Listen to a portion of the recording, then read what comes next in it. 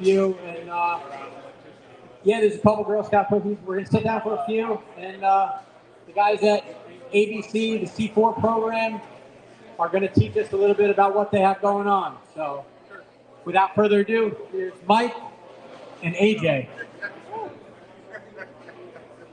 Check, check, check. Check, check, check. You guys hear me all right? How are we doing tonight, guys? That was whack. How are we doing tonight, guys?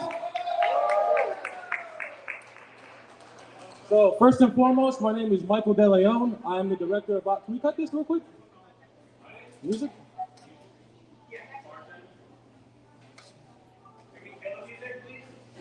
Perfect. So my name is Michael De Leon. I am the Director of Operations at Always Be Closing LLC. Real quick, before we start, everyone, look at Jordan. Make him feel uncomfortable. Yeah, isn't he cute? Everyone, give a round of applause for Jordan for hosting this event and letting us speak tonight. He's awesome. So tonight, we're going to give you guys a window into our operation. We are Always Be Closing. We're a real estate marketing and education company. We specialize in off-market property acquisitions. So you guys are going to learn a bit about me, a bit about AJ, and you're going to learn a bit about our systems too. All right? How's that sound? Yeah? Sweet. So I'm just going to get right into it. When I started, I'll tell you guys a bit about my backstory. When I started, I was 17 years old. 17 years old, and my mother told me that I would never amount to anything, and that I was never going to measure up to my siblings. I remember this day because I don't know if you guys have a parent missing or you're estranged from any of your siblings or parents, but when that happens, it's almost like civilization kind of turns its back on you. And I remember, I still have this bag. I remember taking all of my belongings, stuffing it into this gray duffel bag that I still bring to work out with Chuck, and I left. I remember walking down the stairwell of my apartment complex, feeling fucking liberated. 17 years old, I was gonna set the fucking world on fire. And I left the apartment complex. It was winter time, the cold wind slapped my face, and the reality hit, and I realized that for the first time in my life, I was fucking alone. And I started shitting myself. So, like any of you would probably do, I bucked the fuck up.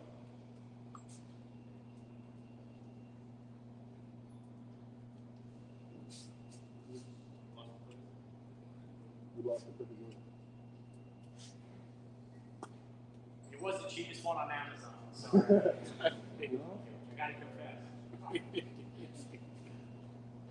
Yeah, I bucked the fuck up, and I got 2 jobs. I started working my ass off as if the devil himself was at my heels.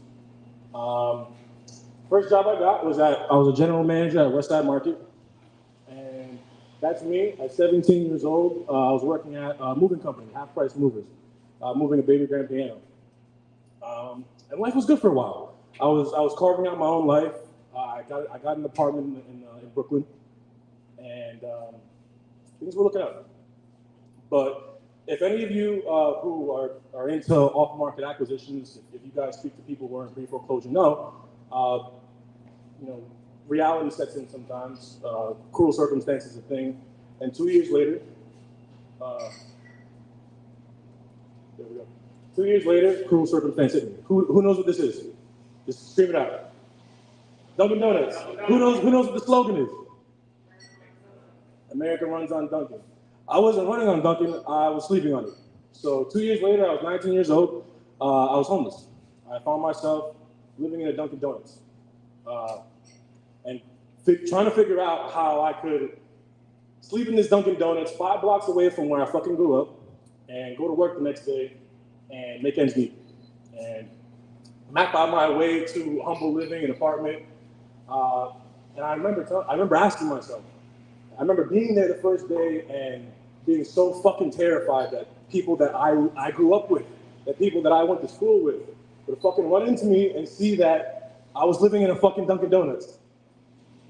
And I was 19 years old, and while all of my colleagues were in college and their lives were looking up, here I was, working at a fucking hardware store, trying to figure out how to make the first month's rent for my new apartment, right? This is my why. This is my why. This fucking Dunkin' Donuts on Houston and Delancey Street. That's my why. And God willing, if I have any say in it, no one that I have the pleasure of working with will ever be in this position, the same position that I was in. So real quick, I want to talk to you guys about your why, because that's probably the most important part of the equation. We're all trying to put together this real estate investing thing, but your why is the biggest part. If you don't have a good why, you don't have motivation from your seller, right? Then you don't have a deal. So why are you here? They say that there's two reasons that people do anything. The first is to move away from pain. That was me. Tap your chest if that's you right now. Say that's me. Louder. Say that's me. That's me. The second reason is to move towards pleasure. So you're in a good place maybe. You're trying to get into a better one. That's me right now. Tap your chest and say that's me, if that's you right now. Yeah.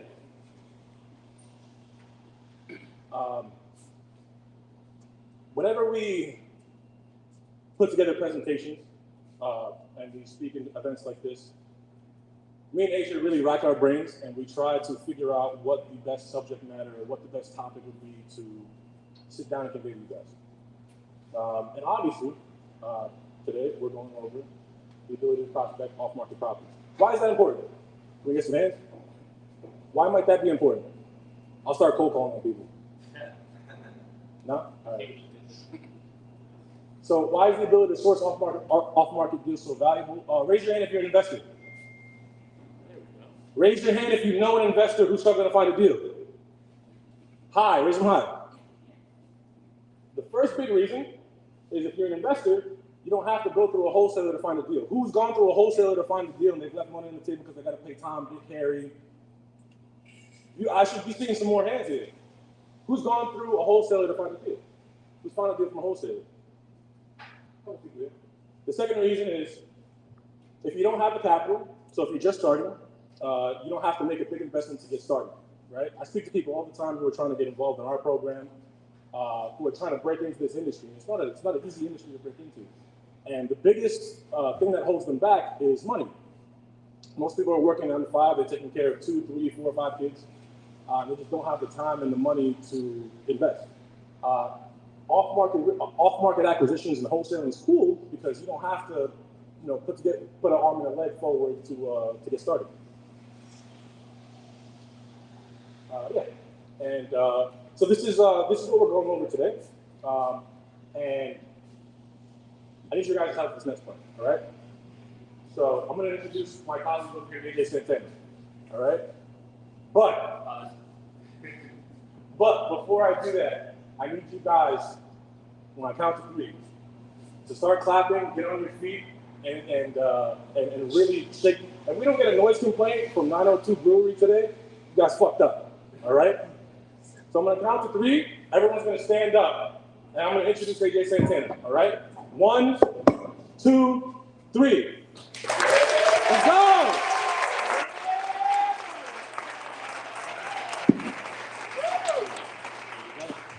Yo, how we doing, y'all? We doing good? We're doing fantastic. All right, let's go. Yeah, so the clicker. Funny enough, I've been looking forward to this presentation since last week.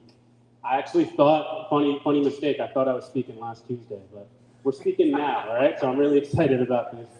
Finally get to give you guys this presentation.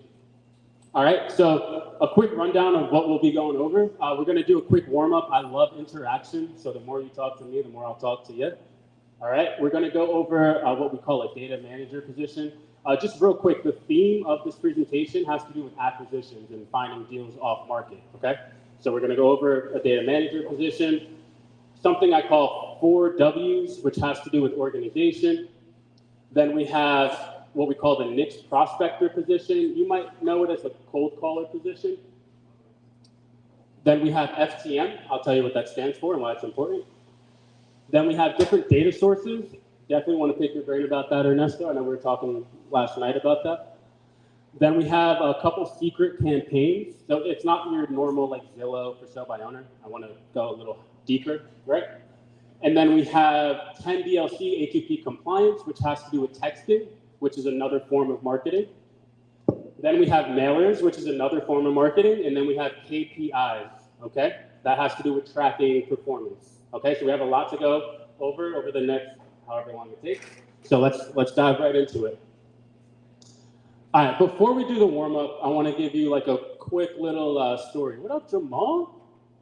The credit guy has entered the building. Awesome. Yeah, now we can start. Updates on my credit later? Appreciate it. What's up, bro? All right, so quick story about how I got here as well. So, quick story, when I was in elementary school, believe it or not, I was labeled as a child who had a speech impediment, okay? So I've always struggled my entire life with S's and R's, okay? So you might actually hear throughout my presentation, if my speech gets lazy, that my S's and R's start to get slurred, okay? Another really random fact about me, when I was born, I was actually born with my legs inverted, like pigeon-toed, as you guys may know it. And I actually had to go into immediate surgery, and they had to break my legs, put them proper, and then they had to heal proper so I can walk like I walk today.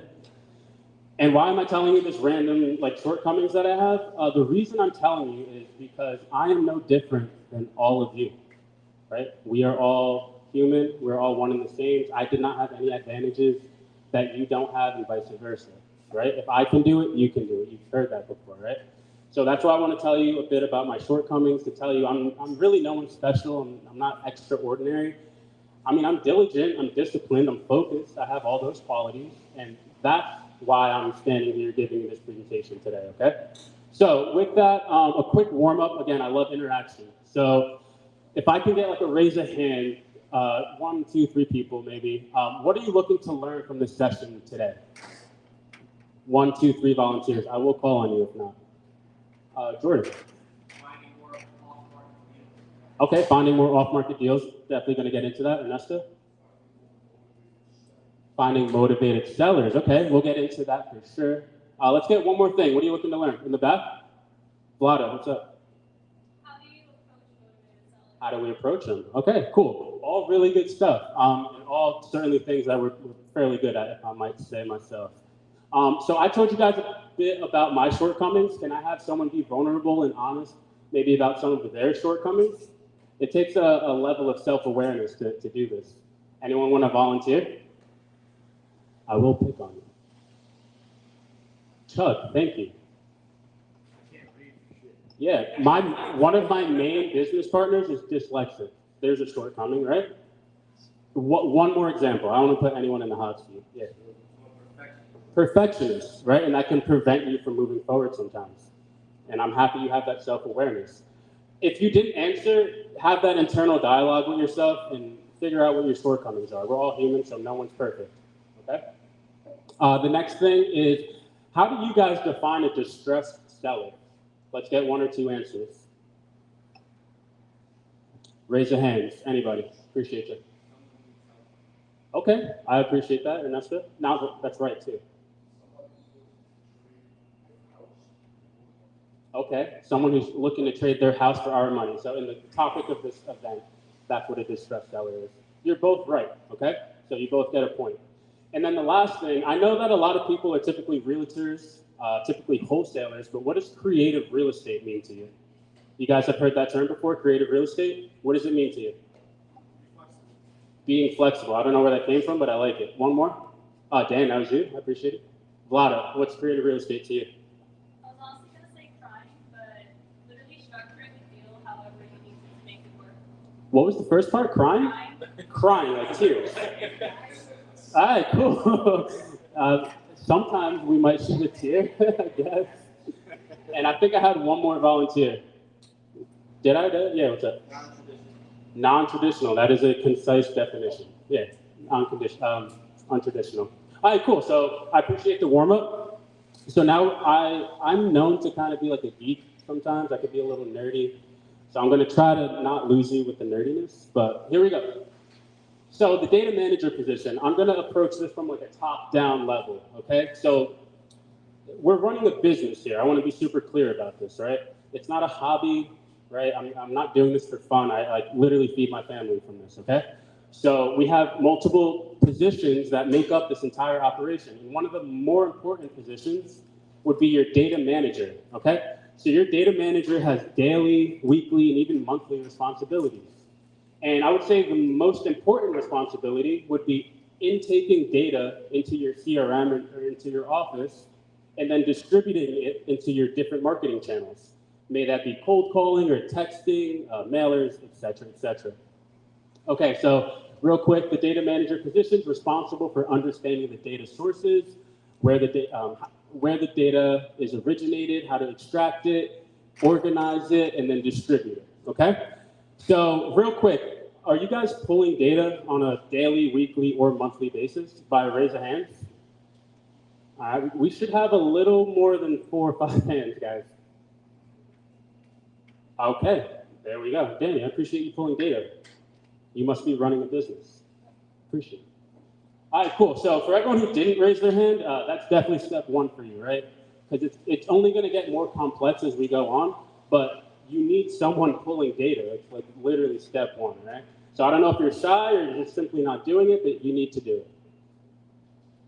So after that, like, where am I getting the data from, right? So we're going to go over the data providers, Ernesto, picking up from last night's conversation, right?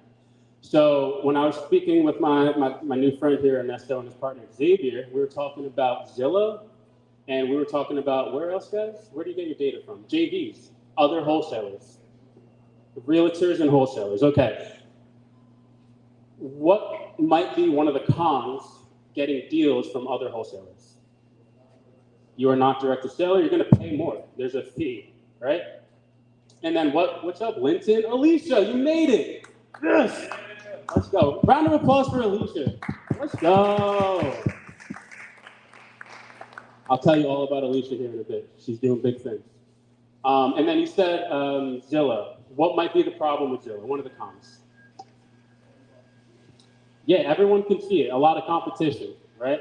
And then also to add to that, because you're not wrong, but I found that all the sellers on Zillow are asking just about market value, right? Like just about full price. And we're all investors, right? So I'm looking to get something under market value. So that's another con. Not saying it's impossible, but it makes your job a little harder than it needs to be when you're getting deals from other wholesalers and Zillow, right? So I compile, I don't know, on average, maybe 10 providers. There's more. The list goes on. But has anyone ever heard of NJ list pendants? And that word is the bane of my existence. List, L-I-S, no P, no list. NJ list pendants, has anyone heard of that before? I told you about it yesterday, that's why. In the back, you guys have? Anyone else know what I'm talking about? Kehoe, you good? We got a couple people. Okay, for those who didn't raise your hand, NJ list pendants, it's a resource, it's a source. List pendants is actually a Latin term. It translates to lawsuit pending, right? So if you translate that for yourself, it would translate to New Jersey lawsuitpending.com, which is a really good step one on where to get information, right? Then you have what I like to call data aggregators, and I'll explain what that means. So as you enter this business, you'll realize that there's a bunch of companies that are willing to sell you data. You guys might know them as like PropStream or Batch Leads or Zillow or PropWire. Wait, what happened to the clicker? How did that move on? There's a ghost, Zebra. It's all the way over here. How did that happen? No, how did it go to the next slide? That messed me up. Okay, data aggregators. So you have companies who are willing to sell you data, right? But the problem with that is, similar to Zillow, there's a lot of competition because that's the path of least resistance. Everyone has PropStream for some reason. I don't know why. But you have to give it extra thought, and that extra thought is, where are these companies getting their data from? And then that extra thought would be like, why couldn't I just do that? So I went down this rabbit hole because I found myself talking to sellers and they'd be like, "You're the 10th person to call me about my house. I don't want to hear it." So I had to figure out a way around that and how to be one of the first people to talk to them, right? So that kind of goes into what I'm alluding to here. As you see, one of the data sources is the county clerk. My list is coming through again. The county clerk. So depending what county, you can either go on the website or you can walk in physically and retrieve a list. I will recommend the pre-foreclosure list. That's our bread and butter. We do pull other lists, tax liens, divorce, you name it. But there's a reason we call pre-foreclosure. Can anyone think on why pre-foreclosure and not for sale by owner? Go for it. They do tend to make bad financial decisions.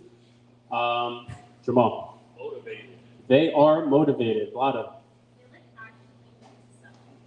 Yo, she got the right answer. They need to sell. Emphasis on need. They don't want to sell. Literally need to, or they will lose their house and become homeless. Do you understand the difference in motivation from someone who says, I'm just going to get a realtor to try to sell my house, and like, I'm losing my house next week, right? Stark difference. So that's why we emphasize on pre-foreclosure. Again, it's not to say we don't do the for sale by owners and the expired listings and the tax liens and the divorce and on, but it all starts with the pre-foreclosure. Then you have list source, I hate that word, batch leads, foreclosure daily, scouts. Anyone know what I mean when I say scouts?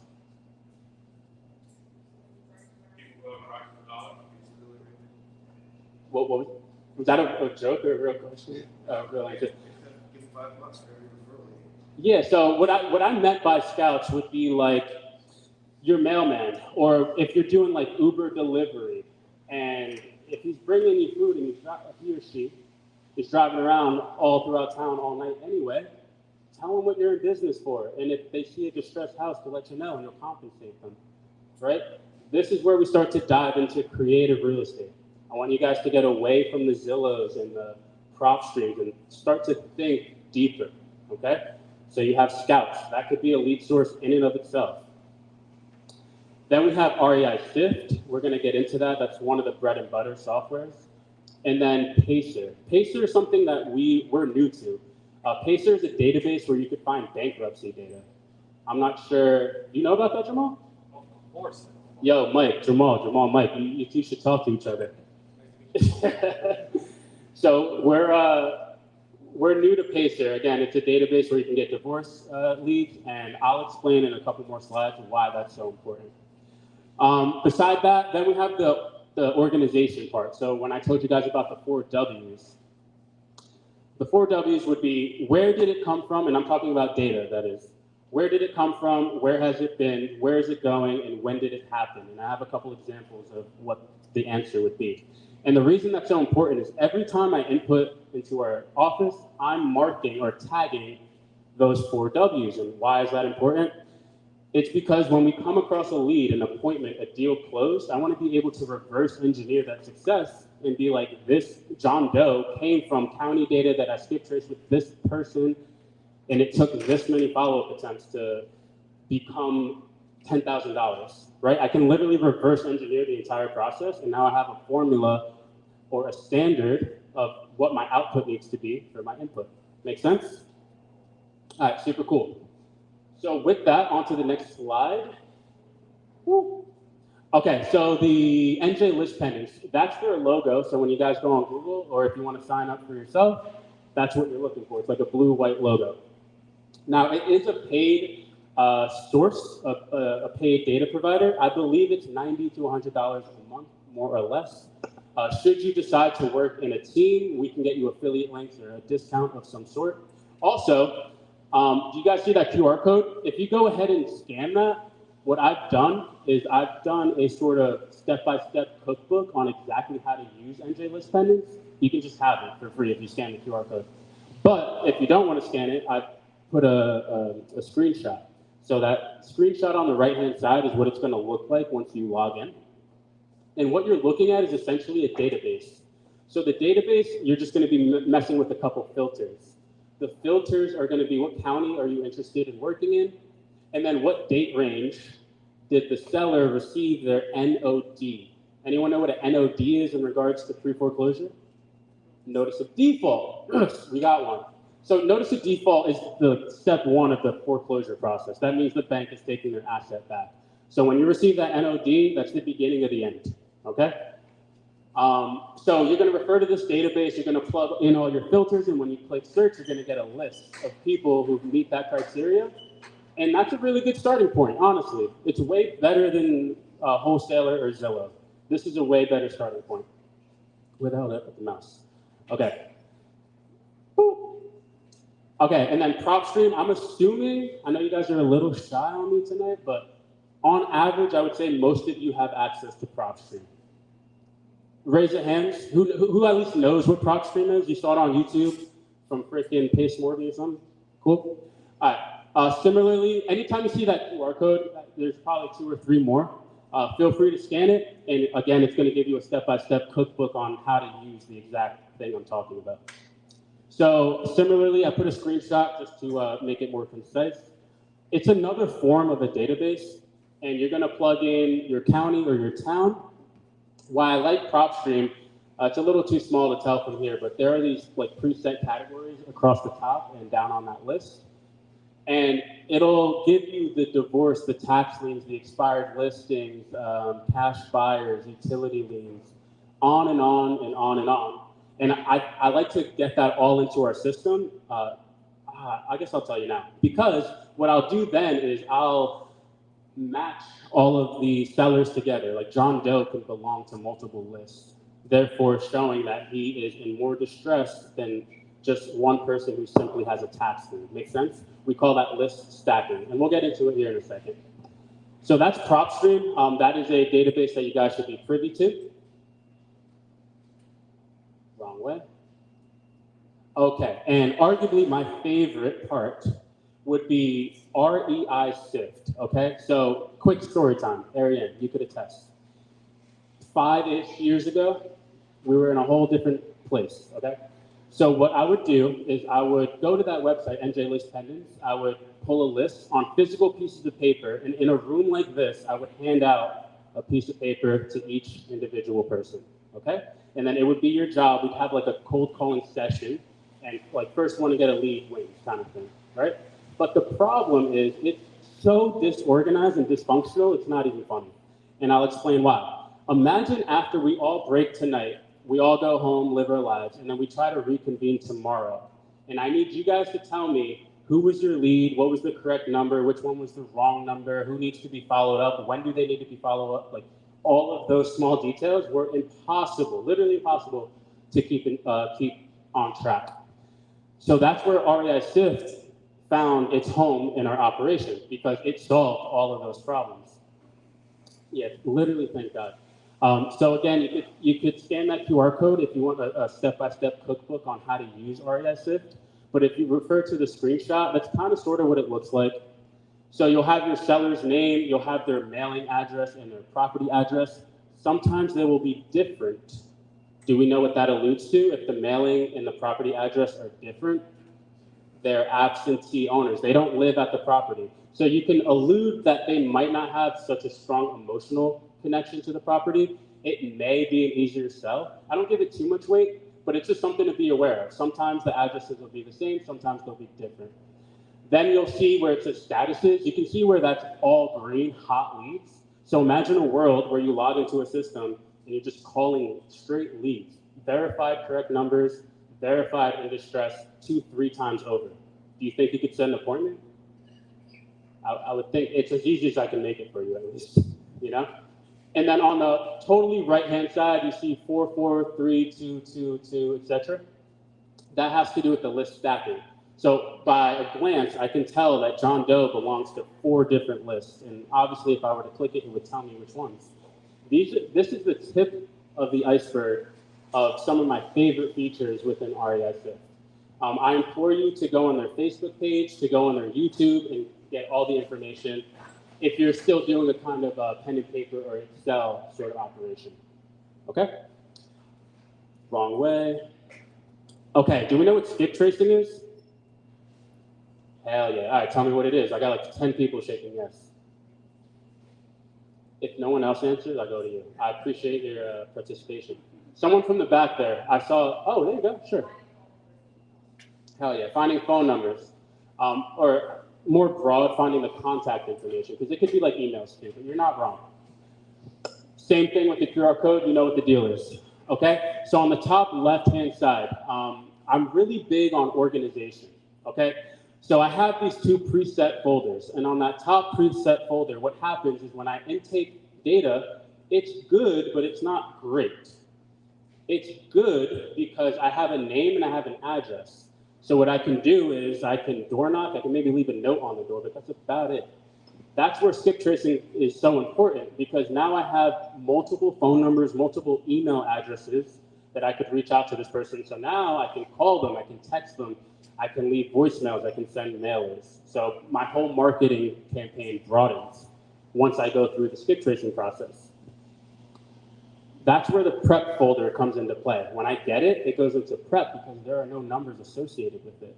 Until I get numbers, and then it goes into a different section where now it's safe to give it to my team. I don't want to give my team blank files, right? I want there to be phone numbers associated with it. And the way I keep organized, again, is through those folders. And then another feature I really love, actually, question for you guys. For those who are skip tracing, how much does it cost on average? I just want to get like a pulse on what everyone's paying for skip tracing. A few pennies a week? A lead. A few pennies a lead, interesting metric. Anyone else? How many cents? 3? Impressive. Anybody else? Yeah, I need the data provider. All right, we got 3 cents, a couple cents a lead. Where we're at right now is 12 cents.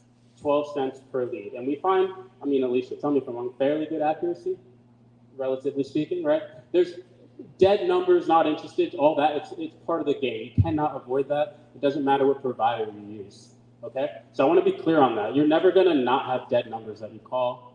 People are always going to be not interested. That's not a result of the company you use for skip tracing, okay? So on the top right, what another feature of SIF that I love is in the event of like 2, 3 button clicks, I can select the people that I'm looking at. I can go to send to, and I can skip trace. And literally within seconds, I then have numbers, and then I give it to my team. So it's super efficient. I love it. The clicker. Oh, you did put the QR code. I appreciate it, Mike. Bloop. Wait, wrong way. All right. One of my favorite slides. It's a little geeky. I'll try to not to nerd out too hard on you guys. So we affectionately come to call it the sensei flow. For layman's term, let's call it the prospecting campaign flow. So you guys have heard fortunes in the, there you go. You guys made my night. Fortunes in the follow-up, right? So we need a process to follow up and stay super on track about it, okay? So I'm gonna take you through this flow. The way you read it is from the top left where it says target list, and it ends all the way at the bottom right where it says campaign end, okay?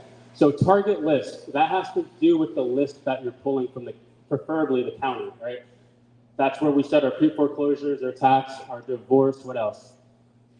Bankruptcy, it goes on and on. And then you guys see where it says it's the inverted triangle? Okay. So we call that tiers of data, T-I-E-R, tiers of data. And my goal as a data manager, remember, one of the more important positions is to distribute tier 3 data to my team, which means, let's say John Doe belongs to multiple lists, like I was alluding to before. That could be divorce, pre-foreclosure, and like, let's say tax liens. And I'm gonna wanna prioritize those people as opposed to someone who just simply has one distress point. That makes a lot of sense, yes? Okay. And then we're gonna go ahead and skip trace, and then it's gonna go through the 6 attempt follow-up sequence, okay? To where you're giving them an initial point of contact. Anytime there's no answer, by default, without thinking twice, you're leaving a voicemail and you're leaving a text. Like rinse and repeat, don't even think twice, I don't wanna hear it. And then AO1, AO2, AO3. Something interesting that I believe our office does that I'm not hearing that other offices do is we'll re-skip trace. If you notice dead middle of that campaign flow, we'll re-skip trace the data I already skip traced once before. The benefit of that being I'm able to get additional associates information. So if I can't find John Doe, maybe I can find John Doe's neighbor or sister or coworker, etc., that can point me in the right direction. So we found a lot of success by double skip tracing. Okay, so there's some insight of something maybe you could be doing. And then this goes on from AO4 to AO5. A stands for attempt. So follow-up attempt 4, follow-up attempt 5, and 6. After the sixth one, definition of insanity is doing the same thing over and over, expecting a different result, right? So I really don't want to call more than 6 times if I haven't gotten them on the phone. I'm pretty sure they're not going to answer. So I have to change my marketing approach. That's where the bottom DM, not like slide in my DMs, like direct mailer, DM1 to DM12. So on the first of every month, we're then sending mailers directly out of REI Sift, of course, to all the people who hadn't answered from AO1 to AO6. So no one is falling through the pipeline, right? And then at the end of DM12, then we'll go on to a door knocking campaign because we know that they weren't answering mailers, texts, phone calls, or voicemails. So at that point, we might go out into the field and we'll notice maybe it's listed by a realtor and that's why they weren't answering all along. But at least we have an update and we can update the file, right? So this is a beautiful process that we have. It really keeps us on top of our follow-ups, and I've come to understand that most of our business comes from AO3 to AO6, not necessarily that initial point of contact. And going back to the story time about 5 years ago when we had pen and paper, there's no way for you to tell me off a piece of paper that you've called this person 3 times in the past. There's no way to prove that, right? But now that everything's systematized, it's all digital and amazing, we have that kind of insight. So it's a good thing. I keep going the wrong way. Okay, going on to FTM. That was one of the things on the agenda. So FTM stands for first to market, and that's a philosophy, Ebony. It's a philosophy. And that philosophy is that I can almost use the word guarantee. I can guarantee I will be the first person to talk to said distressed seller before the rest of you guys, right? And the reason that is because one, how we're going about getting our data, we're getting it from the source, we're not getting it secondhand. And then secondly, I'm doing this on a literal daily basis. So I'm referring not only to NJ list pendants. Have you guys ever referred to the sheriff's sale website for any given county? Let's say like Essex County, Bergen County. You guys know about this? Okay, for everyone who's shy or doesn't know, there is a website where there are pending sale dates of people literally about to lose their house, like date, time, location, they're losing the house. So what we were able to do is to pull the data from that website and then call them right then and there, knowing that they need, back to Vlada, wherever she went, they need our help. They don't want it, they need it, okay? So this puts a freaking curve on your success. Like, you'll be like, wow, I just have so many leads, I don't know how. It's because you're doing the right thing, right? So we're after tonight, we're getting rid of Zillow. We're done calling realtors for, deep discounts. We're done going on Zillow.com for everything that I've outlined. It's starting to click on why that you need to stop doing that, right? Okay, thank you. Just honesty, yeah? It's cool. And then going back to organization, really big on organization. So these the blue font are different folders. So it'll start out with, first I need to skip trace them, right? As we established before, they don't come with numbers. I have to get the numbers. Then we're gonna send them mail, and then we're gonna go through a follow-up process, then we're gonna put them in a dialer. The point being that there is a process for these people. And I can, again, almost guarantee that we're getting in touch with them immediately. Oh my God. All right. So a couple secret campaigns. So like I kind of alluded to, I want to go away with Zillow and the conventional things. Do we know what an exhausted record is? Anybody? Maybe someone from my team? Yo, Danny, what's an exhausted record? Pop quiz. I'll answer it for you. So another pop quiz. All right, you passed. So imagine you have John Doe, you skip traced him, but you called all the numbers and they're all dead, right? There's no point in calling a dead number tomorrow, so I'm just going to call it exhausted because I'm not going to call them again. That'd be a waste of time. So that can be a secret campaign for you, right? Figure out which people you skip traced in your database that don't have a number associated with them. You can do something with that still. Then we have, I'm gonna change that around because that probably confuses a lot of you. But the way that that breaks down in my system is I can find a fire damaged property, the long and short of that second bullet point. So I remember I had a deal in East Orange, 84 Hillcrest, if I remember off the top of my head. Seller's name, I want to say Vincent. But he had a burnt down property, and he had fit all of those filters that I had put in RESIF. And he wasn't the only one. So if I wanted to focus on, let's say, fire damaged properties or properties that I knew needed like almost a full construction, a new construction, I can put that filter in and off to the races. Super simple. Another one, we'll go through two more. The list goes on, but skip trace with no numbers. So sometimes you'll skip the opposite of exhausted, right? This one you skip trace and literally no results came back. It's nothing, right? So what do you do with that? Do you put it in the trash or do you just purposely forget about it? No, there's something that you can do with that. The answer would be a different marketing strategy. If there's no numbers, then you got to door knock, you got to go out into the field, leave a note, get creative. We call it creative real estate for a reason, right? And then the last one here, bankruptcy chapter 7. So this one, I'm a little newer to. It's something that my partner Chuck here kind of put me onto recently. And the benefit is, going back to the whole list stacking idea, imagine you have someone in pre-foreclosure but had also filed a bankruptcy chapter 7. So you stack that and you see that. The benefit of that is that debt is no longer attached to the seller, right? So it's discharged from their credit. So should we buy the property subject to or rent it, or whatever have you, it cannot negatively affect them because it's discharged from their social security number. We understand? Makes sense? We're going a little higher level here. But there are many more creative secret campaigns that I can tell you guys about. What I'm alluding to, though, I would like for us to stop calling for sale by owners, giving them 70 cents on the dollar, because we'll be here till we're blue on the face, okay? So many more campaigns. I keep losing the damn clicker. 10 DLC A2P. Anyone know what the hell that means? All my people doing stuff. A2P, 10 DLC. All right, so what I'm talking about in this slide has to do with texting, SMS marketing. Is anyone doing marketing, texting marketing?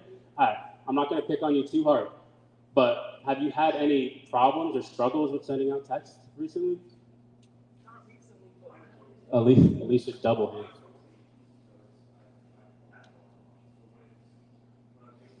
Yeah.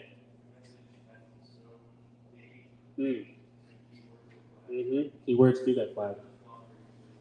Okay, cool. So you definitely know what I'm about to allude to. And the long and short of it is, so the FCC, which is a governing party for all telecommunications, they came out with a new policy that you need to be 10 DLC A2P compliant. And all that meant really in layman's terms is you need to register your business and give them everything they ask for, from your EIN to your business address, etc., so that they can verify that you are a real business and not one of these AI companies who there's not even a real person by the time you get through, right?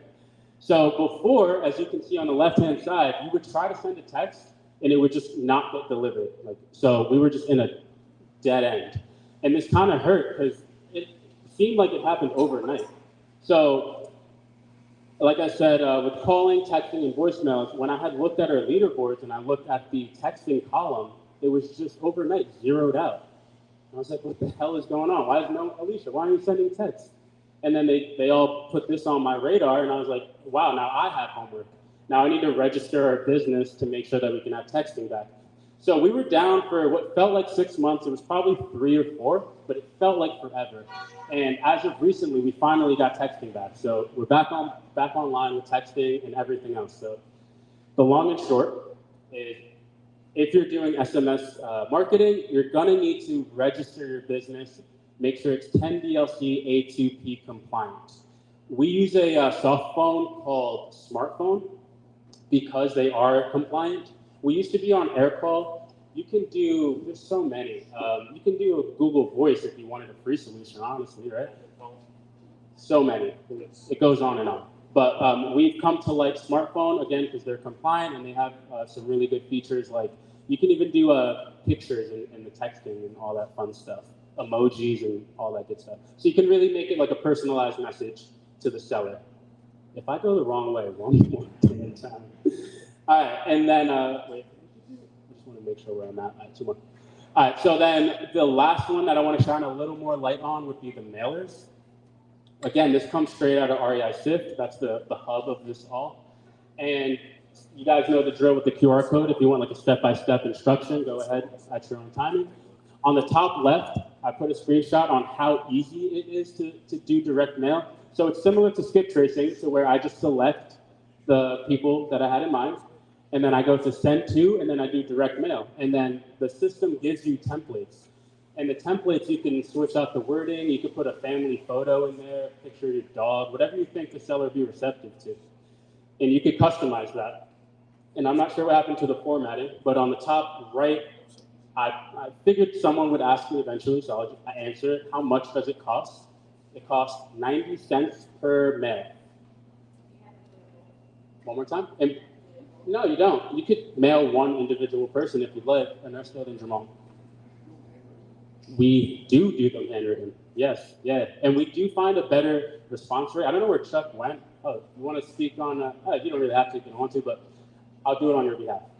We, around like Valentine's Day, what we do, honestly, it doesn't even need to be Valentine's Day.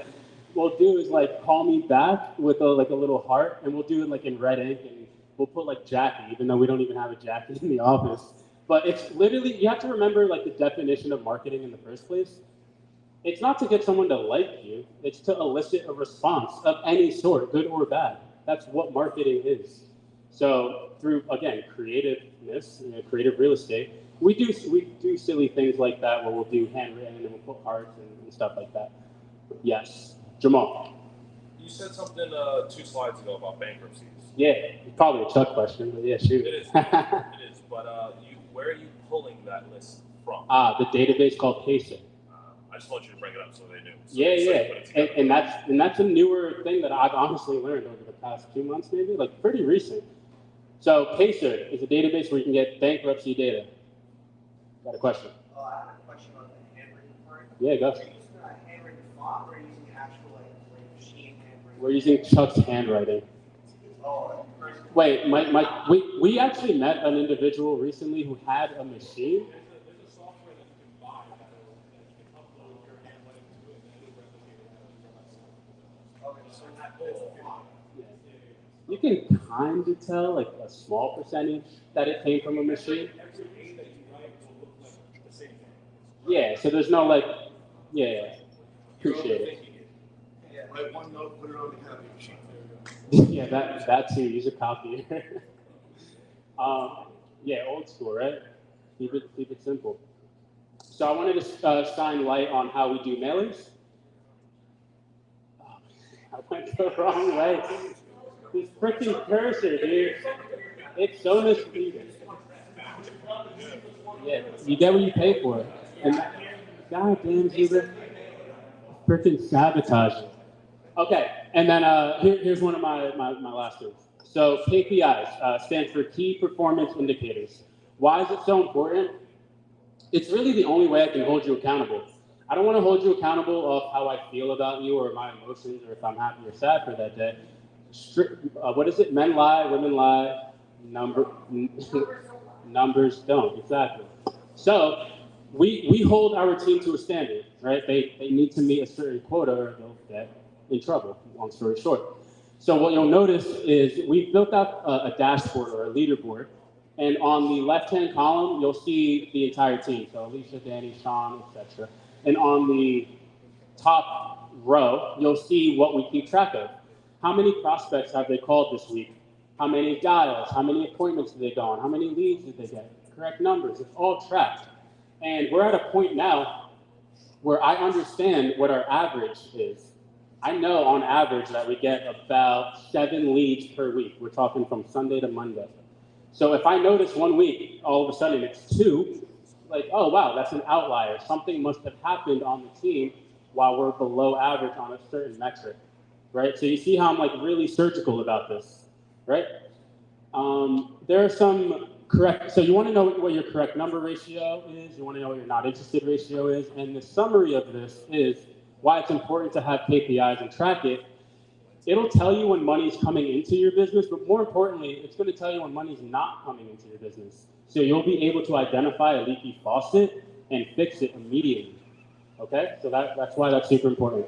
Okay, so with that, guys, that is my time. I thank you very much. I'm going to bring my partner Mike back on here for closing thoughts. Thank you.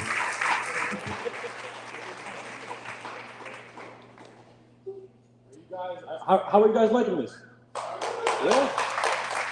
Are you guys understand the power of the system that we just outlined? The difference between 19-year-old Mike sitting at Dunkin' Donuts and the guy who's standing here today who owns his own home through this system? Do we get it? Sweet. So, yeah, this is how we, as a managing team, this is how we track results. And I want to talk about results real quick. What is your result worth to you? So everyone has aspirations of $0. Everyone has aspirations of fix and flip subject to, so let's get specific of what your result is, right? Fix and flip are subject to a wholesale. Real quick, just quick thought exercise. What's your result worth to you? How much is it going to cost you to find your first house or your next one? Maybe you've invested 10K, maybe you've lost 100, maybe more. How much is it going to cost you to acquire your first house, your first property? AJ touched base on it real quick. When we started doing this, we were doing this without all the systems on paper, and it was a nightmare, right? But it was very intimate. You know, we had a room full of motivated people who all were aligned in the same journey, financial freedom, and we're going back to our grassroots. So what we're doing is we are hosting what we like to call our C3 session, our cold calling clinic, where for one day from 12:30 to 5:30, we're going to sit down with you guys. We're going to set up your software. We're going to give you all the scripts, all the paperwork, all the knowledge you need to get on the phone and find your first property. 5 hours, you'll come to our office, sit down with us, and we'll walk you through the entire process from setting up your software to setting an appointment. We'll go on the appointment with you, get it into contract, and get your first deal going, right? And how much is that, AJ? It's not 10K. We're charging you $100. $100. And as much as I would like to make this free, when we started this program, we had two choices.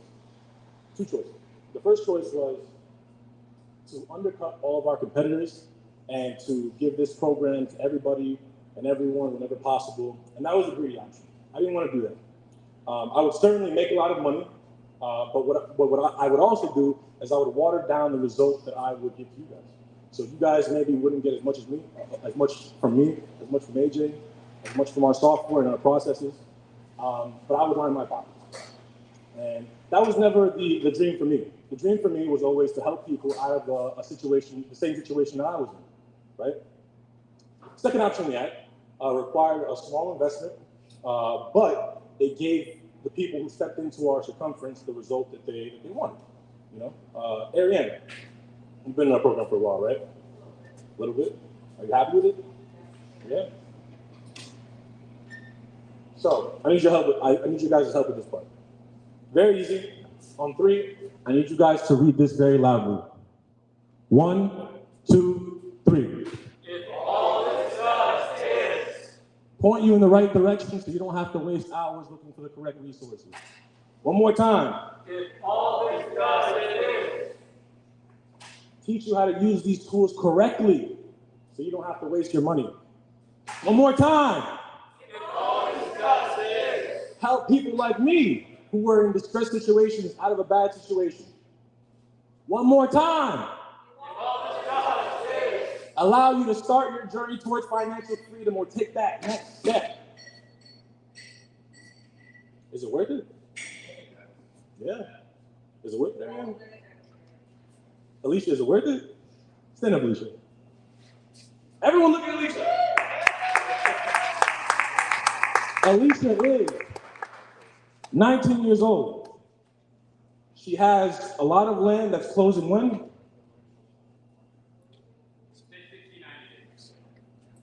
She picked up another lot of land last week, right? And this weekend, unbeknownst to all of us, she got another house under contract. 19 years old. If she can do it, what is your excuse? You have absolutely none. Chuck. And today, we were looking at 4 buildings in Union City for 1.6 mil.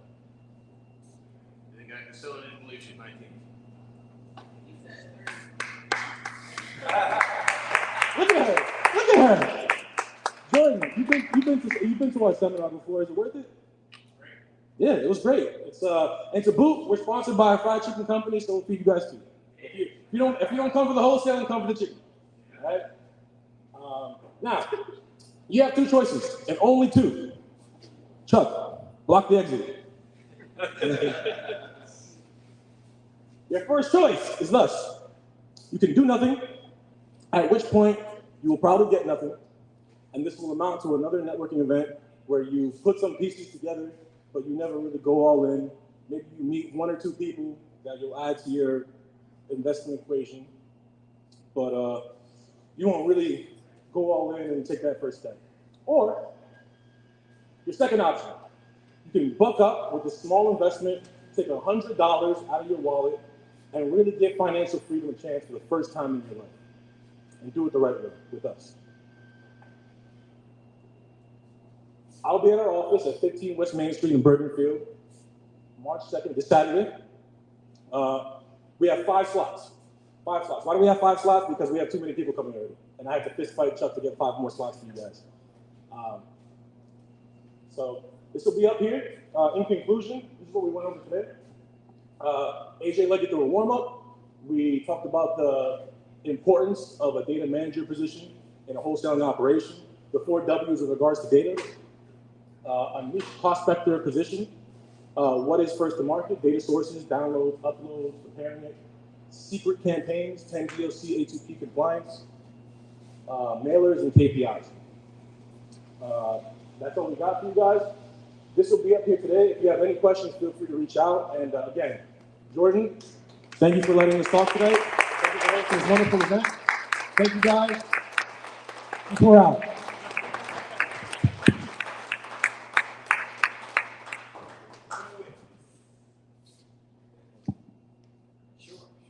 I'm going to bring her up to the stage. Alicia Feaster, she wants to speak to everybody for a second.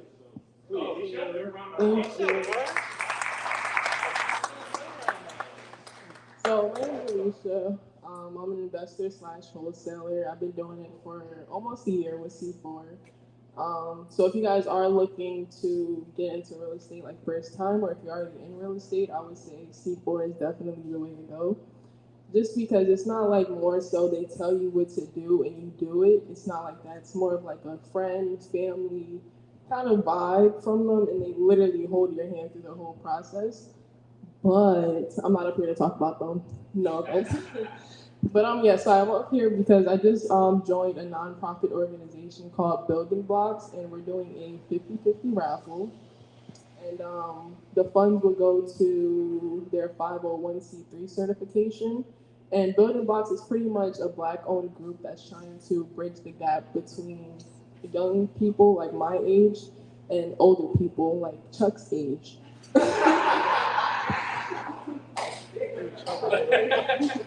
But yeah, so when we go there, right?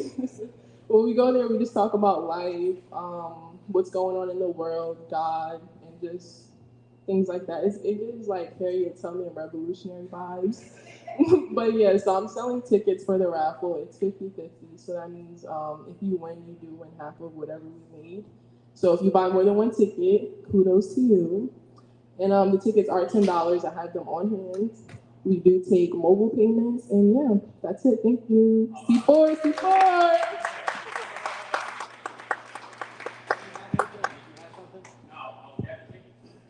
Okay, awesome. I'll keep it brief because we went a little over. Ton of information. Reach out to them if you have any more questions. I appreciate all of you, and thanks to Mike Chion, Movement Mortgage. He couldn't make it tonight, but he sponsored, and Providence Title. and we'll be back on March 26th. So we'll hang out until Dennis is the last one to leave. Dennis, you're shutting us down tonight. He's not listening, but he's shutting us down. Thank you, guys. Thank everyone.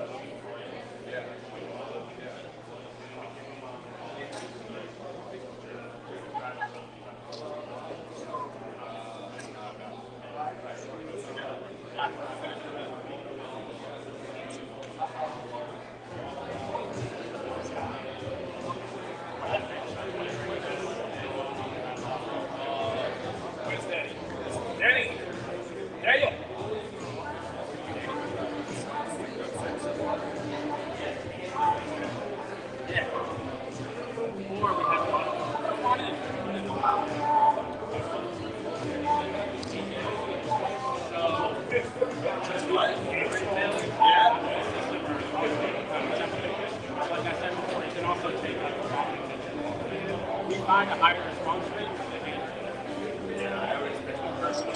But let me ask you a question.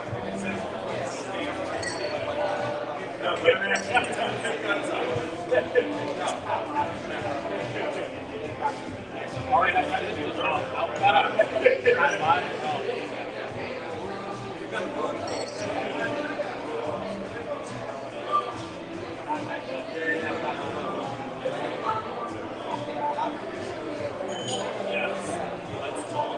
Chuck, you know anything else besides not live, like comparable companies?